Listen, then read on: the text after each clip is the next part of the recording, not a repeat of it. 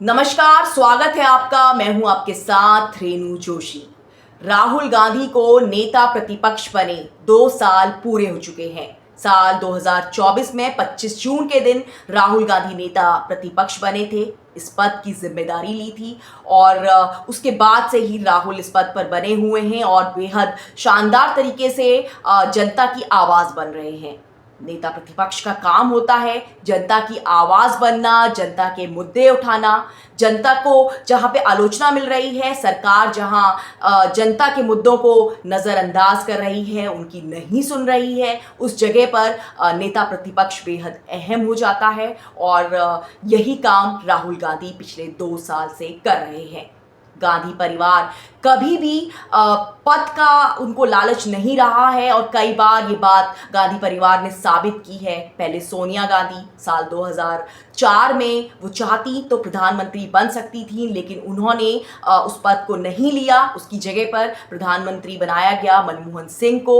और उसी तरह से साल 2009 में जब दोबारा कांग्रेस की सरकार आई तो राहुल गांधी प्रधानमंत्री बन सकते थे। सबको उम्मीद थी कि राहुल गांधी, जो पिछले उस वक्त 4 साल हो चुके थे राहुल गांधी को राजनीति में आए हुए, सब लोगों को लगा था कि राहुल गांधी प्रधानमंत्री बनेंगे, लेकिन ऐसा नहीं हुआ।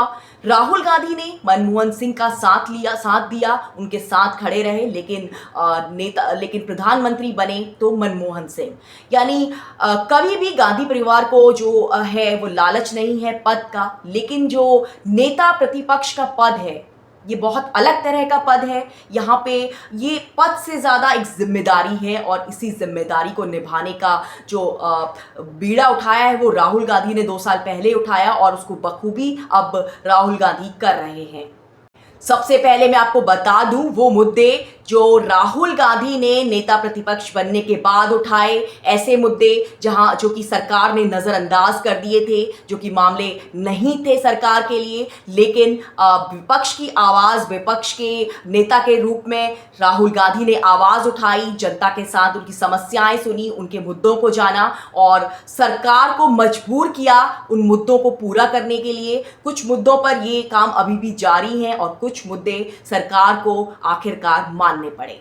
सबसे पहला मामला है जाति जनगणना। इस मामले पर सरकार पहले बिल्कुल भी तैयार नहीं थी, उनके नेता इसके खिलाफ थे, लेकिन जब राहुल गांधी बहुजन की आवाज बने तो सरकार को इस बात पर मानना पड़ा और जाति जनगणना का ऐलान करना पड़ा। ये राहुल गांधी की नेता प्रतिपक्ष के तौर पर एक बड़ी जीत थी। जनता इस बात से बेहद खुश थी कि नेता प्रतिपक्ष ने उनकी आवाज़ उठाई, विपक्ष के नेता ने उनकी आवाज़ उठाई और ये एक बड़ा कदम साबित हुआ। ये एक बड़ा ऐलान सरकार को करना पड़ा। विपक्ष के नेता के तौर पर दूसरा अहम मामला राहुल गांधी ने जो उठाया वो था फर्जी वोटर्स का मामला। चुनाव में कई ऐसे वोटर्स के नाम जोड़ दिए गए थे जो कि कोई थे ही नहीं, जो एग्जिस्ट ही नहीं करते थे, जबकि कुछ लोगों के नाम काट दिए गए थे और ये संख्या बहुत बड़ी थी, जिसको लेकर काफ़ी विरोध प्रदर्शन हुआ और राहुल गांधी ने पूरी तरह से इस मामले में वो जनता के साथ खड़े नजर आए, लोगों के साथ नजर आए। जिन लोगों के नाम काट दिए गए थे उनके लिए राहुल गांधी ने आवाज़ उठाई और नेता विपक्ष के तौर पर उन्होंने साबित किया कि सरकार के सामने किसी चीज़ से डरना नहीं चाहिए और जनता की आवाज़ उठाना ज़रूरी है।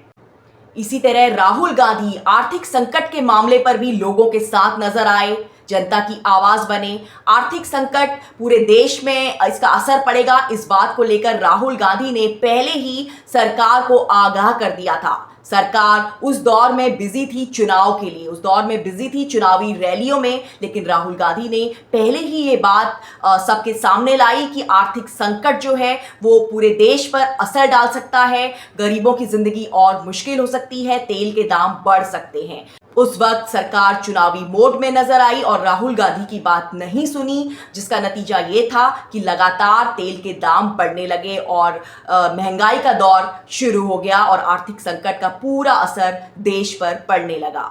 इसके अलावा ग्रेट निकोबार प्रोजेक्ट का मामला भी लगातार राहुल गांधी उठा रहे हैं। इस प्रोजेक्ट के तहत ये बात सामने आ रही है कि स्थानीय लोगों का कहना है कि ये प्रोजेक्ट वातावरण के लिए, पर्यावरण के लिए काफ़ी नुकसानदेह है और काफ़ी खतरनाक है। इसके साथ साथ ये जो आदिवासी समुदाय वहाँ का रहने वाला है, जो लोकल वहाँ के लोग हैं, उनकी आजीविका छीनने का भी एक तरीका है। जो बड़ी कंपनीज को वहाँ का प्रोजेक्ट दिया जा रहा है, इससे वहाँ के लोकल लोगों के लिए समस्या खड़ी हो सकती है। और इस मामले में राहुल गांधी खुद अंडमान निकोबार गए, वहाँ के लोकल स्थानीय समुदाय के लोगों से मुलाकात की, जो वहाँ के आदिवासी समुदाय के लोग हैं उनसे मिले, उनकी समस्याएं जानी। और इस मुद्दे पर राहुल गांधी लगातार सरकार का विरोध कर रहे हैं, निडर होकर सरकार के खिलाफ खड़े हैं। वो इस बात को लेकर चिंतित हैं कि पर्यावरण को लेकर नुकसान हो सकता है, आम वहाँ के लोकल जो स्थानीय लोग हैं उनकी ज़िंदगी में समस्या हो सकती है, उनकी आजीविका